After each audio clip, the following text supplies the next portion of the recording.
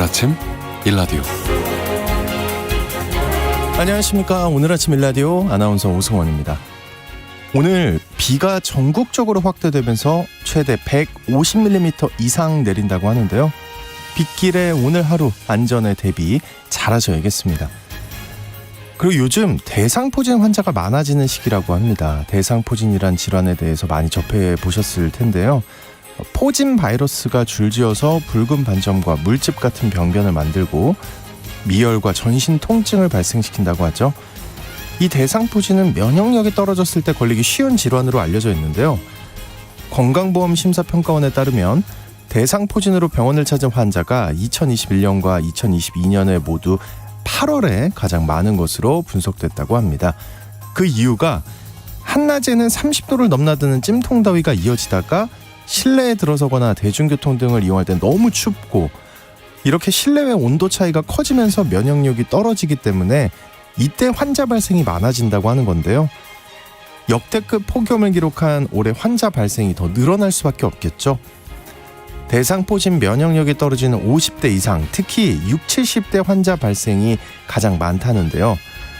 고령의 환자일수록 합병증의 위험도 높은 만큼 초기에 잘 치료하고 관리하는 게 중요하다고 합니다. 괜히 몸이 좀 안 좋다 싶으면 대상포진 증상은 없는지도 주의 깊게 살펴보시기 바랍니다. 8월 23일 수요일 오늘 아침 일라디오 출발합니다.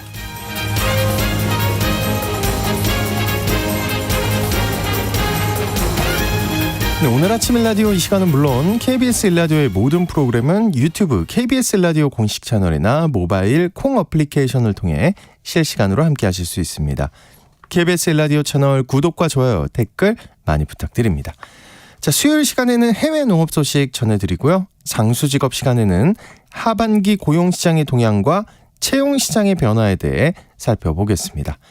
또 궁금한 뉴스 시간에는요. 요즘 폭염과 고물가 등으로 간편식 시장이 점점 확대되고 있는데요. 이 편리하게 이용하는 간편식에 대한 궁금증에 대해 알아보겠습니다. 청취자 여러분들 참여하실 수 있는 오늘 퀴즈는요. 가을 장마라고 해서 전국적으로 많은 비가 내리지만 오늘은 절기상 이날인데요. 여름 더위가 가시고 선선한 가을로 접어든다고 해서 모기도 바로 오늘 이날이 지나면 입이 삐뚤어진다는 말이 있습니다.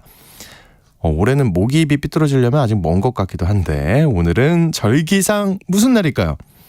추첨을 통해 농촌진흥청에서 제공한 웰빙 혼합 잡곡 세트를 한 분께, 또 향긋한 커피를 드실 수 있는 모바일 커피 쿠폰 4분께 드리겠습니다. 방송에 참여하실 분들 단문 50원, 장문 100원이 드는 유료 문자 샵 9730으로 보내주시기 바랍니다. 유익한 정보와 살아있는 이야기가 있습니다. KBS 오늘 아침 일라디오.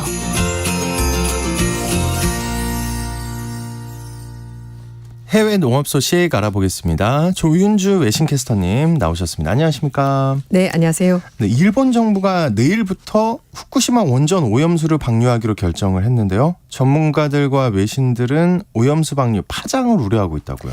네, 맞습니다. 이 방사능 모니터링 단체인 세이프캐스트의 수석 연구원이 뉴욕타임스에 글을 실었는데요. 일본의 오염수 방류 결정이 좋지 않은 선례로 남게 될 것이 지적했습니다. SB 브라운 연구원은 일본 정부와 도쿄전력이 완전히 투명하지도 않고 또 일본과 해외 중요 관계자들에게 충분히 포함되지 않은 이런 과정을 통해서 방류를 결정했다면서 앞으로 수십 년간 불신 그리고 논쟁이 될 수 있는 씨앗을 심은 거다 이렇게 지적했습니다. 그리고 중국과 인도가 주도해서 짓고 있거나 지을 예정인 원전이 수십 개 달하는데 소위 말해서 국제사회에서 인정받는 일본조차 오염수를 이렇게 버린다면은 다른 국가가 버릴 때는 도대체 뭐라고 책임을 물을 거냐? 이렇게 책임 안 묻지 않을까? 네, 물을 수가 없게 되겠죠. 앞으로 그렇게 될 거라는 겁니다. 그리고 이 환경단체인 그린피스도 국제원자력기구가 다액종 제거 설비를 통해서 조사하는 데 실패를 한 것이고 녹아내린 고방사성 연료잔해를 완전히 무시한 것이라면서 방류 계획은 종합환경영향평가도 받지 않았다 이렇게 지적했습니다. 그러면서 국제원자력기구가 세계 해양 환경을 보호해야 될 의무는 없지만 그렇다고 해서 파괴하도록 부추겨서도 절대 안 된다 이렇게 꼬집었습니다. IAEA가 세계 해양 환경을 보호해야 되지 않나요? 그건 이제 누구나 해야 될 것 같은데. 네. 지구인이라면. 그렇죠. 근데 이게 담당하는 부서는 아니라는 거죠. 그렇죠. 예. 그 기준치 이하의 방사능 물질이든 오염수를 방류한다고 하지만 앞으로 30년에 걸쳐서 네, 방류될 맞아요. 예정이라고 하는데 이게 근데 어떤 결과가 앞으로 나타날지를 예측은 누구도 못하는 거 아닙니까? 네. 근데 사실 또 의견이 좀 엇갈리는 게 있는데요. 네. 또 일부 전문가들은 삼중수소가 비나 수돗물과 같은 환경에서도 자연스럽게 발생하기 때문에 이걸 희석해서 버리기 때문에 안전할 거다라는 주장도 있고 말씀하신 것처럼 기간이 워낙 길기 때문에 예측을 할 수가 없다는 주장도 있습니다. CNN 방송은 대다수 국가기관이 소량의 삼중수소가 크게 위험하지 않지만 대량으로 섭취할 때는 위험할 수 있다는 데 동의를 하고 있습니다. 그러면서 일부 과학자들이 이미 취약한 생태계에 오염물이 쌓이게 되면은 오염수를 희석한 행위 자체가 해양 생물에게 좋지 않은 영향을 줄 수 있다라는 거죠. 태평양 섬나라를 지원한 한 전문가는 이번 결정이 성급했다라고 지적을 하면서 삼중수소의 장기적인 영향을 평가하기에는 아직까지 연구나 데이터가 부족하다라고 지적을 했습니다. 호주 애들레이드 대학교 핵 전문가인 토니 후커는 영국의 일간지 가디언과 인터뷰에서 삼중수소가 지난 수십 년간 환경이나 건강에 해롭다는 증거가 없이 방류가 되어 왔다고 설명했습니다. 한편 워싱턴 포스트는 이번 방류 계획 때문에 한국에서도 논쟁이 있었다고 지적하면서 한국 정치권 내에서도 주장이 엇갈리고 있다고 소개했고요. 월스트리트저널은 많은 한국인들이 오염수 방류를 걱정하고 있다고 전했습니다. 네. 자, 세계 최고 와인 중 하나가 프랑스 보르도 와인인데요. 이 네. 보르도 지역에 다른 나라의 품종 포도를 재배하고 있다고요? 이게 무슨 네. 말입니까? 예, 보르도 지역은 엄격하게 거기서 나는 포도나무 그리고 그러니까요. 이제 포도 종자를 가지고 포도주를 만들지 않습니까? 그래서 유명한데 문제는 해마다 프랑스 지역의 기후가 너무 극단적으로 바뀌고 있기 때문입니다. 네. 여름은 섭씨 40도까지 올라가고요. 4월 달에도 서리가 내리면서 너무 덥고 너무 추운 춥고. 겨울 기간이 길어진다는 거죠. 온도가 높아지면 포도 당분이 높아지고요. 산도가 낮아지면서 드라이한 보르도 와인 고유 특징이 사라지게 된다고 합니다. 그리고 봄에 또 너무 추우면 포도가 잘 자라지 않는다고 해요. 그리고 폭염과 산불도 문제인데 작년에 보르도 외곽 지역에서 산불이 발생하면서 이 그을음이 생긴 거죠. 그래서 포도 맛이 달라질까 봐. 그 스모그가 거기 네. 끓이니까 그래서 걱정이 되고 있고요. 그래서 보르도 양조협회가 보르도 제조 그 와인 제조 사용할 수 있는 포도 품종에 레드 와인용 4가지 품종, 화이트 와인용 2가지 품종을 2021년부터 추가로 승인한 겁니다. 그래서 이렇게 이상 기후에도 비교적 잘 자라는 스페인, 포르투갈 포도 품종이 여기에 포함이 된 거죠. 그러니까 이제는 바뀐 거네요. 네. 보르도 품종만 있는 게 아니네요, 이제. 네, 그래서 이제 보르도 품종이라고 하면은 뭐 까베르네 쇼비뇽, 까베르네 프랑 뭐 이런 게 있는데 그거 외에도 다른 품종도 보르도에서 아하. 재배할 수 있도록 한 겁니다. 결국은 기후 변화 때문에 이 깐깐한 보르도의 자존심도 꺾일 수밖에 없었던 겁니다. 그런데 프랑스뿐만 아니라 뭐 이탈리아, 미국, 호주, 칠레도 이렇게 모든 와이너리가 이런 공통적인 어려움을 겪고 있다고 합니다. 그러면 이제는 뭐 그렇죠. 여기까지만 얘기하겠습니다. 그렇죠. 이제 꼭 어디 와인이 좋아라고 야, 이거 고집하기가 어려운데요? 조금 네, 맞아요. 네. 알겠습니다.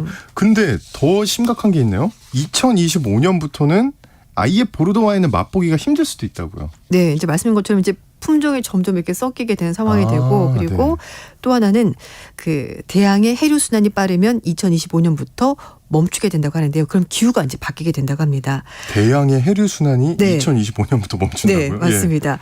덴마크 코펜하겐 대학교 연구팀이 발표한 논문인데요. 지구의 대표적인 해류가 멕시코 만류 등 그 주요 해류 추동력이 되는 네. 대서양 자오선 전복 해류라는 거인데요. 이게 AMOC라고 하는데 이게 2025년부터 붕괴해서 95년 되면 아예 사라진다고 합니다.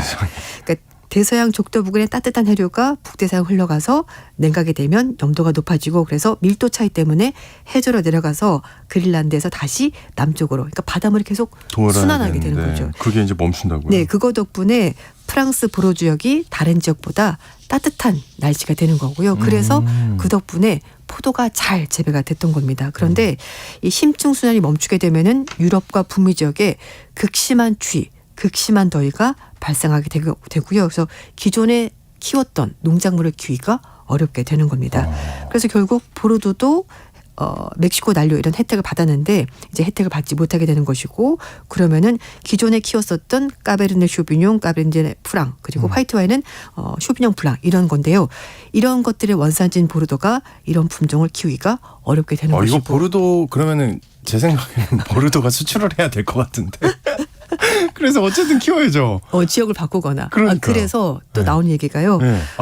얘기가 나왔어요. 그래서 프랑스가 아니라 좀 더 높은 지역, 그러니까요. 북유럽 지역에서 이제 네.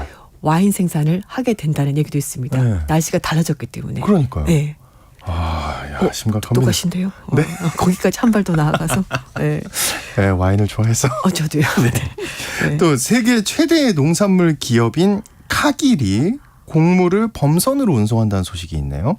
21세기 웬 범선? 네. 그 범선이요?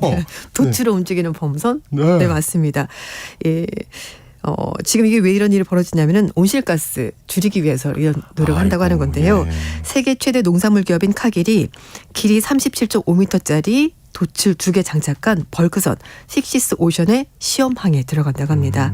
물론 돈만으로 배를 움직이는 건 그렇죠. 아니고요. 네. 일종의 풍력 보조 장치를 가지고 연비 절감 효과를 누린다고 하는데요.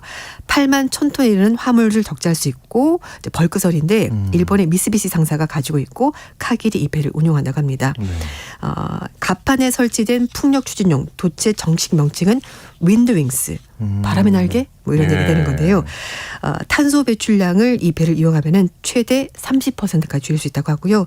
브라질에서 덴마크까지 이 배를 이용해서 옥수수를 실어 나른다고 합니다. 근데 이 뭐 세계 최대 농산물 기업이라고 하는데 여기가 이렇게 하는 거 보면은 해운 산업이 온실가스를 많이 배출합니까? 네, 맞습니다. 전 세계 무역량의 90%를 담당하는 것이 바로 해운 산업이고 탄소 배출의 주범으로 주범이에요? 꼽히고 있습니다. 네. 네. 보통 이제 뭐 비행기보다는 배로 많이 이동을 하니까 그런데요. 아마존, 이케아 등 이렇게 해운업계 대형 고객사들도 2040년까지 무공해 선박만 이용하겠다라고 선언했고요. 그래서 이런 해운사들이 압박을 받고 있는 겁니다. 뿐만 아니라 국제해사기구도 2030년까지 탄소 배출량을 2008년 대비 40% 절감하고 2050년에는 절반 이상 감축하는 것을 목표로 삼고 있는데요. 그래서 풍력으로 대형 상선의 추진력을 보조해서 연비를 높이고 탄소 배출을 줄이는 기술이 전 세계적으로 활발하게 지금 진행이 되고 있습니다. 현재 개발 중인 것이 말씀 것처럼 윈드윙스처럼 날개돈 모양의 윙세일 외에도 로터세일 형태가 있는데요. 원기둥형의 구조물의 로터세일은 바람이 기둥을 회전시켜서 만든 압력 차이로 선박이 움직이는 그런 거라고 합니다. 네. 영국에 있는 아네모일 마린 그리고 독일에 있는 에너컨 이런 기업들이 지금 하고 있고요. 우리나라에서는 펜오션이 로터세일 선박 상용화 추진하고 있습니다. 해운업계는 저탄소 대체 연료 개발에 집중하고 있는데요. 수소, 암모니아 등 다양한 친환경 선박도 시도가 되고 있고 메탄올 선박의 개발 속도도 가장 빠르게 진행이 되고 있습니다. 또 그런가 하면 경작지에 이 현무암 가루를 뿌리면 온실가스인 이산화탄소를 흡수할 수 있다. 이런 얘기가 들어와 있네요. 네, 맞습니다. 이 현무암 가루를 뿌려서 이산화탄소를 흡수하고 탄소 감축 기술을 구현할 수 있다고 하는데요. 세계 모든 농경지가 75년 동안 현무암 가루를 뿌리면 국제사회 글로벌 탄소 감축 목표도 달성할 수 있다고 합니다. 진짜요? 네. 미국 예일대학교에 있는 백승훈 박사 그리고 노아 플라나스키 교수가 연구한 내용인데요. 암석의 풍화 촉진 기술을 이용해서 이산화탄소 포집 효과를 볼 수 있다고 합니다. ERW라고 하는데요. 자연의 풍화작용을 인위적으로 만들어서 이산화 포집해서 활용하는 기술인데 현무암, 감나석 같은 규산화암이 비가 내리면은 비에 포함된 이산화탄소가 작용해서 풍화경이 벌어지게 되고요. 네. 이 과정에서 이산화탄소를 포집하는 역할을 한다고 합니다. 그러니까 자연적으로 발생하는 건데 이걸 좀 더 촉진하기 위해서 가루로 만드는 겁니다. 가루로 만들게 되면은 표면적이 늘어나고요. 그렇게 되면은 이산화탄소가 탄산염으로 변화 속도가 빠르기 때문에 더 많은 이산화탄소를 흡수할 수가 있고 토양도 비옥하게 만들 수 있고 해양 상승화도 막을 수 있는 장점이 있습니다. 이야, 현무암 가루. 네. 기억하겠습니다. 네. 그리고 시진핑 중국 국가주석이 식량 자급자족을 여러 차례 강조를 했는데요. 네. 중국이 공원을 밭으로 만들면서까지 경작지를 늘리고 있다고요. 이거는 중국, 공원을 밭으로요? 네, 중국이 그러니까 좀 가능한 거 아닐까 싶기도 한데요. 네. 중국이 식량의 대외 의존을 낮추기 위해서 공원을 콩밭으로 만들면서 경작지를 확대하고 있다고 파이낸셜 타임즈가 보도했습니다. 지난 4월 달에 중국 스촨성 청두에 있는 유명한 한 식당 관계자가 얘기한 건데요. 개업 2년 만에 지방정부의 경작지 확대 정책 때문에 결국은 식당 문을 닫았다고 합니다. 전국적으로 대두, 그러니까 콩과 옥수수 경작지를 중국 정부가 확대하려고 하는데요. 그래서 이렇게 사업체를 몰아내고 경작지를 확보하면서 콩밭을 다시 만들고 있습니다. 네. 2021년 이후에 중국이 경작지를 확보한 전체 면적이 무려 17만 헥타르, 1,700제곱킬로미터라고 하는데요. 미국과 중국이 계속해서 이제 충돌하면서 글로벌 식량 공급망이 좀 우려가 되면서 중국 정부가 아주 적극적으로 경작지를 확보하고 있습니다. 그래서 수입 농산물 의존도 낮추겠다라는 건데요. 시진핑 주석이 중국이 밥그릇은 언제나 중국 손에 들려 있어야 된다고 말하면서 식량 자급자족 굉장히 강조하고 있습니다. 네, 해외 농업 소식 오늘 여기까지 듣겠습니다. 지금까지 외신캐스터 조윤주 씨와 함께했습니다. 고맙습니다. 네, 감사합니다.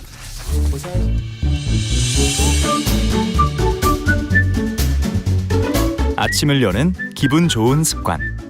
KBS 오늘 아침 1라디오.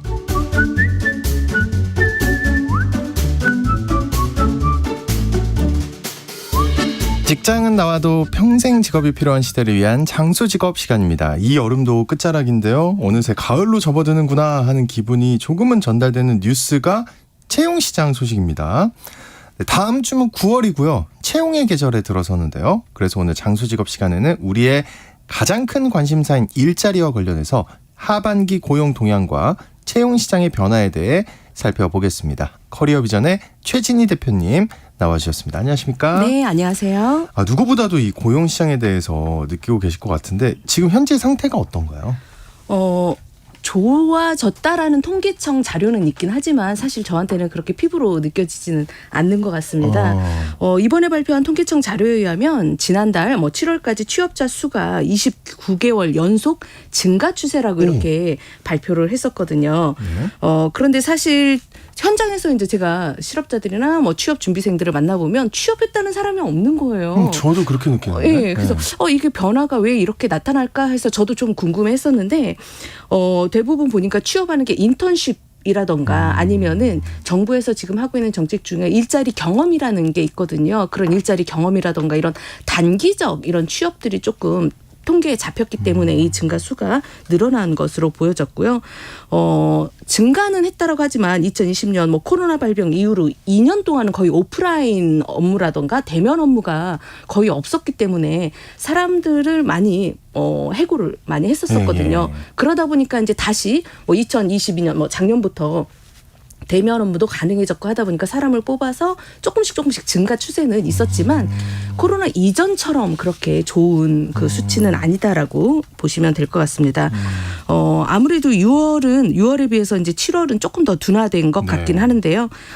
아직까지도 건설 경기가 악화됐고 반도체 수출 감소됐고 하다 보니까 이쪽은 계속 취업자 수는 이제 좀 감소가 하고 있기 때문에 업종별로 이게 조금 달라지게 나타나고 있습니다. 대면 서비스라든가 보건복지업에서는 이런 사회 서비스를 중심으로 해서 증가 추세는 있습니다. 증가 추세는 있는 부분이 있지만 네네. 피부로는 느끼기가 어렵다. 네.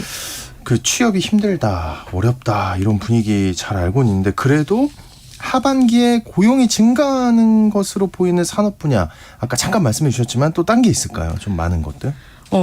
아무래도 부동산 경기 때문에 건설업은 사람을 뽑지 않지만 조선업이 조금 요새 호황이다라는 말씀 많이 들으셨을 것 같아요. 조선업 같은 경우는 세계적으로 발주량이 축소하는 추세이긴 하지만 친환경 관련한 조선업은 좀 또 증가를 하고 있고 우리나라가 또 친환경 관련해서 이 조선업이 강세이기 때문에 고용이 많이 늘고 있고 전년 대비 6천 명 올해는 6천 명 정도 더 늘릴 거라고 하니까 이쪽 조선업이 가장 일자리는 좀 많이 늘어날 것으로 보여집니다. 그리고 이제 철강 쪽도 마찬가지로 조선업 다음으로 2.9% 정도 약 3천 명 정도 사람을 모집할 거라고 하고요. 우리가 삼성전자라든가 LG전자라든가 대기업 이제 전자업종에 또 관심을 많이 젊은 층들이 갖고 계신데 작년 정도 수준을 유지한다거나 아니면 작년에 그렇게 경기가 좋지 못했기 때문에 올해는 조금 좋아질 거라고 해서 전자업 쪽도 유지하거나 조금 증가할 거라고 이렇게 조금 전망을 하고 있습니다. 그런데 이제 통계청 자료에는 증가한다라고 봤지만 반면에 좀 제가 다른 통계도 좀 찾아봤었는데요. 사업체의 적극적인 구직 활동에도 불구하고 채용을 하지 못하는 인원을 의미하는 미충원 인원이라는 게 있습니다. 우리가 공고를 냈는데 사람을 뽑지 못했어. 이런 인원이요. 네. 그런데 그게 93.7%가 대부분 300인 미만의 중소기업에서 아무리 채용 공고를 내도 사람을 뽑지 못했다는 통계가 계속 잡히는 걸 보면 이게 이제 대기업 쏠림 현상이 아직도 여전하기 때문에 한 곳에서는 외국인 근로자거나 아니면 사람을 뽑지 못하거나 이런 상황에 또 놓여 있는 현실입니다. 그러면은 하반기 채용 시장에는 어떤 변화를 예상하고 계신가요? 우리가 이제 4차 산업혁명과 코로나19 발생 때문에 이제 급격하게 이런 비대면이나 특히 디지털 전환이라고 해서 네. 이게 앞당겨서 이제 온라인으로 하고 아니면 업무도 재택 업무를 했었지 않습니까? 이런 디지털 전환이 전 산업 분야에 빠르게 확산되면서 디지털 인재의 중요성이 커지고 있습니다. 비대면 디지털 환경 속에 좀 익숙한 세대가 아무래도 저희 세대보다는 MZ 세대가 좀 더 유리하죠. 그러다 보니까 이 MZ 세대가 채용 시장의 새로운 주도층 으로 자리를 잡고 있습니다. 새로운 소비 주체이기도 하고 새로운 일자리의 중심으로 잡고 있는 이런 MZ 세대에게 중요한 게 이제 공정이라는 단어도 있겠지만 환경 보호라는 이런 이슈도 또 MZ 세대들의 이슈거든요. 네. 공정과 상생이 중요한 가치로 떠오르면서 기업에서는 ESG 경영을 피할 수 없는 과제가 됐기 때문에 각 기업에서도 이런 ESG 경영과 관련된 인재를 새롭게 뽑는다던가 이런 쪽으로도 또 일자리가 있으면 좋을 것 같습니다. 최근 들어서 제가 이제 가장 크게 느끼고 있는 게 또 하나가 있기는 한데요. MZ 세대들을 보면서 MZ 세대들을 공략한 기업들이 채용 시스템이 변한 기업들도 있습니다. 예를 들자면 우리가 보통 면접을 볼 때 면접관이 있고 저는 구직자 취업 준비생은 면접 자가 되잖아요. 그래서 막 나 좀 뽑아주세요 이런 자세로 이제 앉아 있는데 요즘은 바꿔서 리버스 면접이라고 해서 리버스요? 리버스가 반대인데 네. 리버스 면접 면접관하고 지원자의 역할이 반대가 되는 거죠. 그래서 지원자가 면접관한테 질문을 하는 거예요. 역으로. 역으로요? 네. 기업의 성장률은 어떠냐 뭐 이런 식으로 그 기업에 대해서. 네. 복지 물어보고. 네, 그렇죠. 그래서 이게 너무 저희 때는 상상할 수 없는. 그러니까요. 그러다 안 뽑히면요. 그렇지 않습니다. 이게 세대가 변했다는 거죠. 그래서 기업도 이런 젊은 세대층의 타깃으로 해서 이런 변화를 가져오고 있는 게 지금 채용 시스템이 조금씩 변화하고 있는 거죠. 와, 네, 한번 해보고 싶네요, 저. 저 진짜 잘할 수 있는데. 네. 진짜 괴롭히고 싶어요. 그러실 것 같아요. 면접관들. 네. 어쨌든 아까 말씀 중에 그 디지털 전문 인력이나 ESG 경영 네. 이것과 관련한 인력을 필요한다고 했는데 그러면 이런 분야에 취업을 희망하시는 분들이 알아두면 좋을 정보가 있을까요? 네, 디지털 산업이 빠르게 성장해서 이제 모든 분야에 이런 디지털 역량을 갖춘 인재를 많이 뽑고 있습니다. 그러다 보니까 기업 정부에서도 디지털 인재 양성 종합 방안을 발표를 했습니다. 2026년까지 약 100만 명의 디지털 인재를 육성할 계획이라고 했는데요. 이런 디지털 전문 인력 수요가 부족하다 보니까 대기업들도 특히 뭐 삼성전자나 KT나 뭐 SK, 포스코 같은 이런 대기업들이 직접 디지털 인재를 양성하는 실무에서 필요한 기술을 중심으로 이런 기업 맞춤형 인재를 양성을 하고 있습니다. 대기업들은 사회 공헌 차원에서 이런 청년층에게 디지털 분야의 우수 인재 양성 프로그램을 운영을 하고 있는데요. 대한상공회의소와 민간 기업이 함께 운영하는 이런 디지털 선도 아카데미를 알아두시면 좋을 것 같아요. 그래서 나중에 포털 사이트에 검색을 하실 때 디지털 선도 기업 아카데미라고 검색을 하시면 네. 교육에 참여하실 수 있으니까 검색해 보시면 좋을 것 같습니다. 네. 또 한 가지는 뭐 디지털 전환에 비해서 또 ESG 경영이 중요해졌다라고 했잖아요. 네. 이게 국제적인 이슈가 되면서 이제 우리나라의 채용 시장에도 많은 영향을 미치고 있는데요. 최근 들어서 저희가 면접장에서 저도 이제 면접관을 하고 있지만 ESG 경영 관련한 질문들을 하고 있습니다. 그렇기 때문에 각각 구직자 취업을 준비한다라고 하면 면접을 대비하기 위해서 미리 이 ESG 경영 관련한 내용들을 파악해 두시는 게 좋고요. 기업별로 기업의 ESG 보고서라는 것들이 있습니다. 이런 것들을 좀 참조하셔서 여러분들이 준비하신다면 면접뿐만 아니라 그리고 본인만의 그런 견해들을 따로 정리를 해 두시는 게 조금 면접에서도 도움이 되실 것 같습니다. 이게 이런 정보를 기업들이 잘 공개를 해 놓나요? 우리가 이제 이렇게 경영하고 있다. 네, 왜냐하면 MZ 세대들이 ESG 경영 기업에 관심을 많이 갖고 있는다고 했잖아요. 그럼 알려야 되잖아요. 예. 우리는 이렇게 ESG 경영을 하고 있는 거야라고 알리기 때문에 그런 내용들을 미리 좀 구글링 하신다던가 기업 홈페이지에 들어가시면 또 자료를 받으실 수 있으니까 내용을 좀 잘 보고 준비하셨으면 좋겠습니다. 네. 지금 오늘 얘기를 쭉 들어보면 이제 채용이 좀 변하고 있다는 게 느껴지는데 그 기업의 채용 시스템이나 채용 방식에는 어떤 변화가 있나요? 기업별로 요새 AI라고 하잖아요. 네. 서류 전형 자체를 AI가 하고 있습니다. 특히 자기소개서 부분은 더 AI가 필터링을 하고 있거든요. 야, 무섭네요. 네, 그래서 누구 성공 자소서 합격 자소서 이거 뺏겨서 쓰면 걸립니다. 그렇기 때문에 자기 얘기를 써야 되는 게 중요하고요.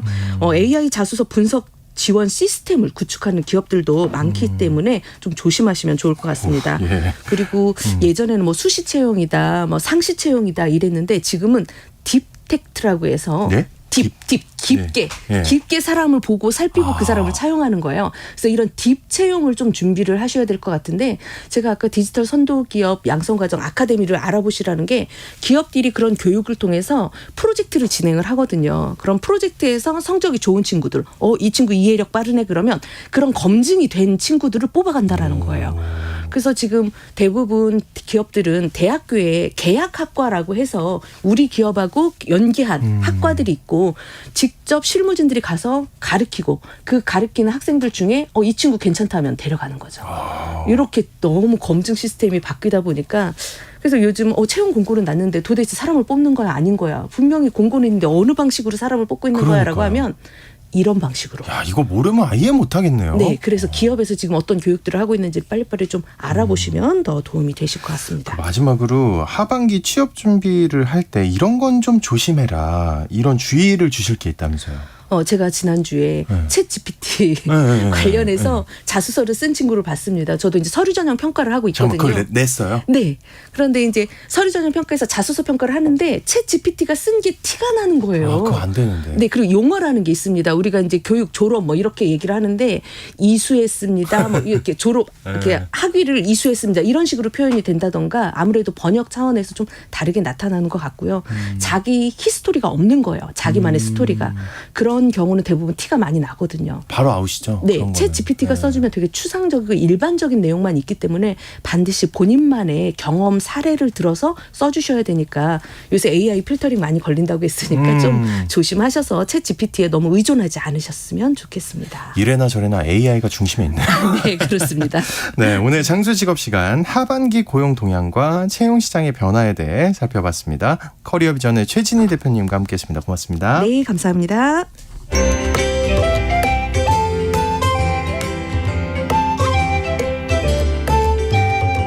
상쾌한 하루의 시작.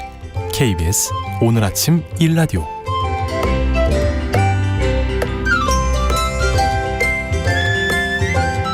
요즘 온라인 새벽 배송 시장은 물론이고요. 마트나 편의점에 가보면요. 간편식 코너가 계속 확장하고 있습니다. 포장만 뜯으면 바로 먹을 수 있는 샐러드부터 그 전자레인지 등으로 데우기만 하면 되는 것들까지 간편식의 종류가 정말 다양해지고 있는데요.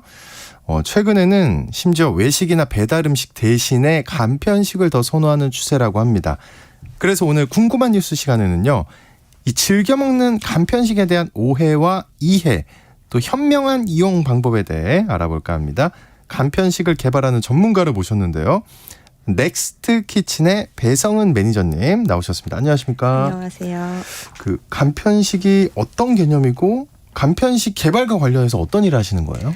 말 그대로 간편한 식품을 말하는데요. 네. 우리가 생각하는 어떤 메뉴를 어디서든 간편하게 누가 조리해도 맛있는 맛을 낼 수 있는 그런 제품을 말하는데요.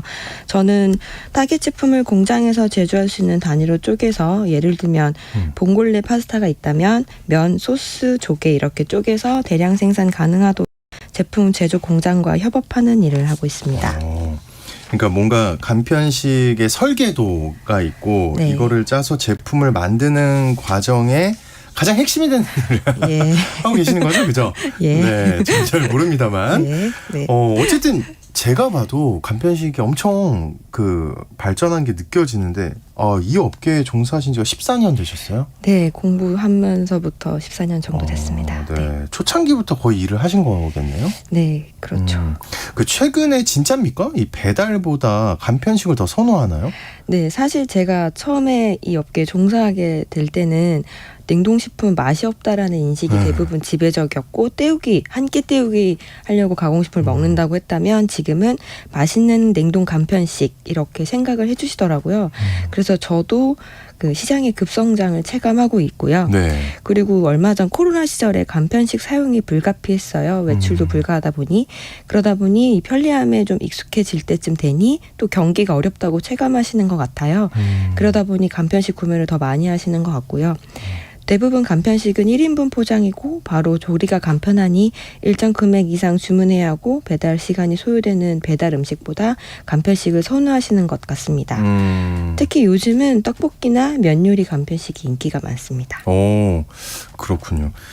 다들 한두 번이라도 간편식을 먹어봤을 것 같은데 간편식을 더 그러면 선호하는 이유가 뭘까요? 저는 맛있어진 품질의 좋아진 맛이 맛이다. 네. 생각합니다. 저는 주로 레스토랑 메뉴를 간편식으로 출시했는데요. 조리만 잘하면 웬만한 매장 음식 정도의 맛을 구현할 수 있게 되어서 물론 매장에서 먹는 인테리어나 분위기 장점도 있지만 시간과 장소의 경제성을 주기도 하고 기대 이상의 맛을 이유로 많이 좋아해 주시는 것 같습니다. 그러면은 간편식 하는데 어디까지 간편해졌나요? 네, 간편식이라고 하면 이제 요리 과정을 전체로 장보기, 세척, 절단, 양념의 전처리, 그다음에 가열조리, 식사 이렇게 크게 나눈다면 일단 제품에 따라 각 과정들을 과감하게 생략해 주기도 하고요. 특히 제가 개발하는 냉동 간편식은 파스타는 면을 삶아서 소스랑 조리는 수준이거나 네. 냉동국은 살짝 해동해서 냄비에 담아 가스레인지나 전자레인지로 데우는 정도로 하면 되는 수준이고요. 샐러드나 반찬류는 그냥 포장만 뜯어서 바로 드실 수가 있습니다. 간편식이 가능해진 핵심 기술이 있습니까 혹시? 네. 이 가공 기술을 맛있는 맛을 구현하기 위해서 네. 모든 가공 기술을 집약했다고 보시면 되는데요.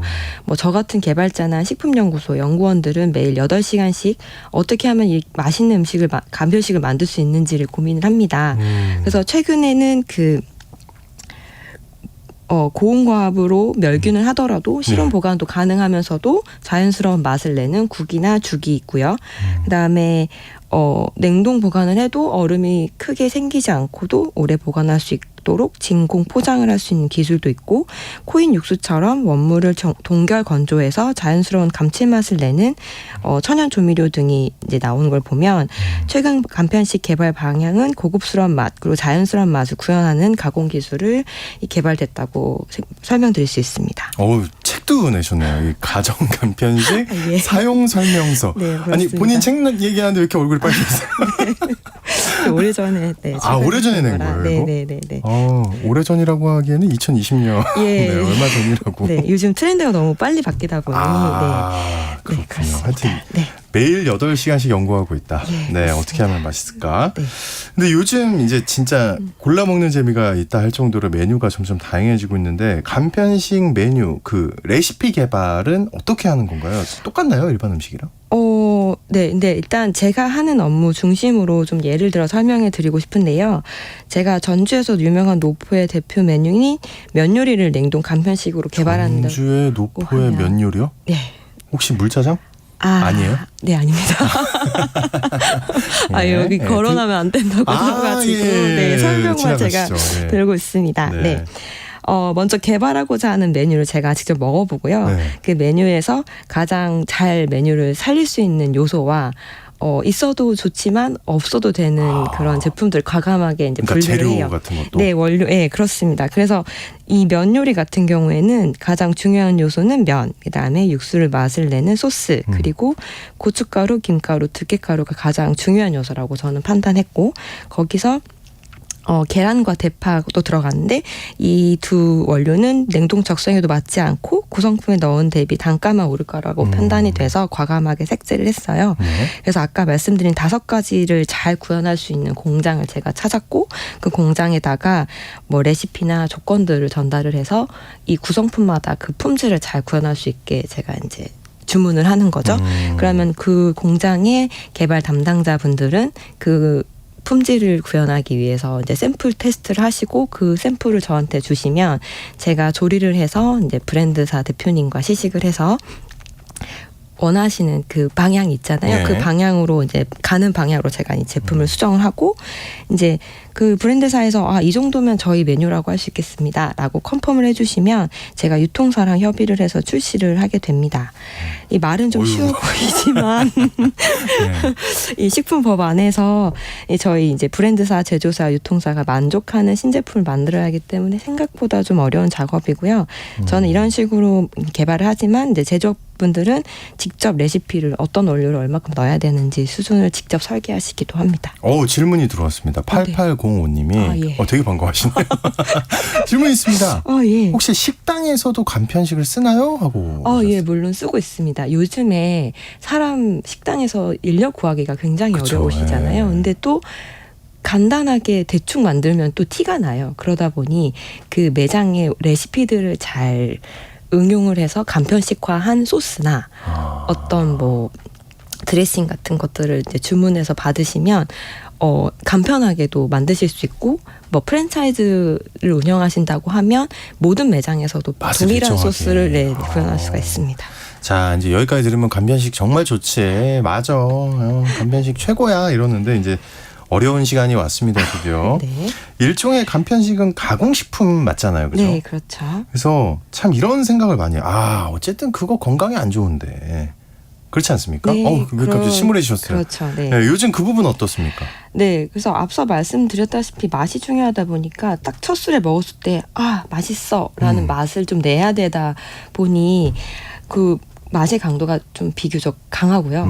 그다음에 이제 가공 공정에서의 성분 변화들은 불가피한 상황이긴 합니다. 네. 그렇다고 모든 현대인들은 음식을 복잡한 요리를 매일매일 섭취하기는 또 어렵잖아요. 그래서 제가 말씀드리고 싶은 것은 간편식을 잘 골라야 한다고 생각하거든요. 네. 뭐 예를 들면 하루에 음식을 먹을 때 이 간편식을 다양하게 이제 구성을 하는 거죠. 예를 들면 아침에는 단백질에 구운 계란, 그다음에 씻어나온 과일을 섭취한다든지 네. 점심은 또 출근해서 회사 근처에 순댓국을 먹었다면 저녁은 냉동국을 간단히 데우거나 간편식 반찬을 이용해서 탄수화물, 단백질, 섬유질 등의 다양한 이제 그 구성품들을 스스로 골고루 먹는 노력을 좀 해주시면 신경을 좀 써야 좋을 것 된다. 같습니다. 네. 예. 그리고 또 이것도 있죠. 원료는 그 이제 음식에 들어가는 원료가 좋은 거를 썼을 리가 없다. 예. 이거 굉장히 궁금해하실 것 같거든요, 우리 청취자들이. 네. 그래서 사실 원료라면 요즘 간편식 종류가 다양한 만큼 정말 많은 다양한 원료들을 사용하고 있는데요. 네. 일단 저희가 사용하는 원료는 자연물이나 농산물의 경우 세척과 선별, 절단 등의 상식적인 전처리를 하고요. 네. 가공 원료의 경우는 안전하게 생산 관리된 원료를 사용하려고 노력합니다.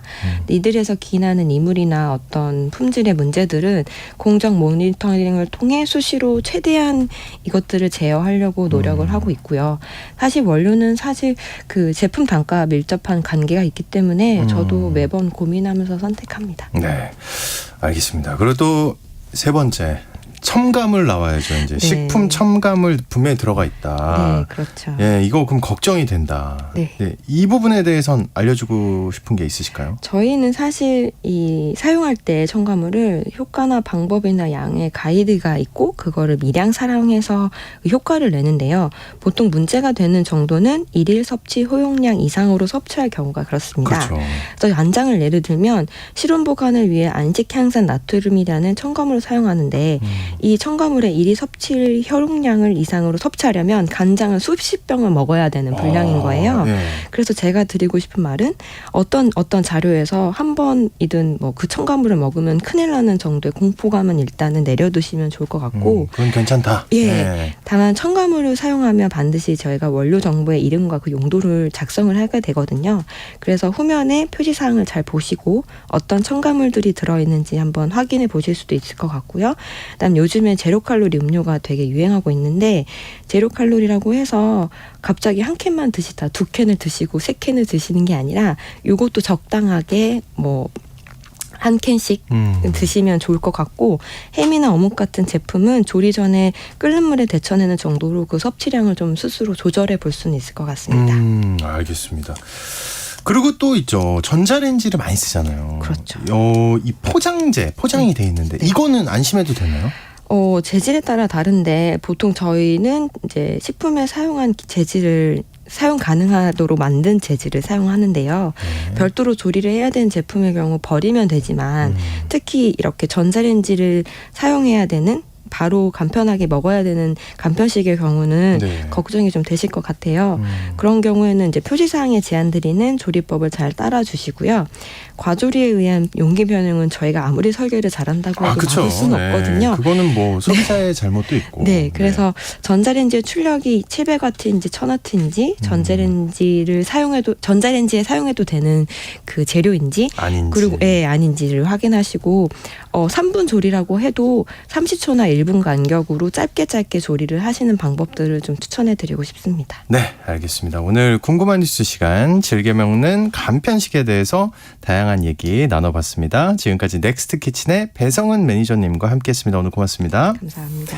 네, 오늘 퀴즈의 정답은 처서였습니다. 0922님 회의 참석 때문에 대상포진 걸려도 칼출근했습니다 하셨는데 안 됩니다. 걱정이 됩니다. 네, 회의는 어쩔 수 없지만 바로 집에 가서 아니면 잠시라도 쉬는 시간을 갖길 바라겠습니다. 중복 당첨 여부 확인 후에 홈페이지에 당첨자 올려놓겠습니다. 빗길에 안전하게 출근하시고요.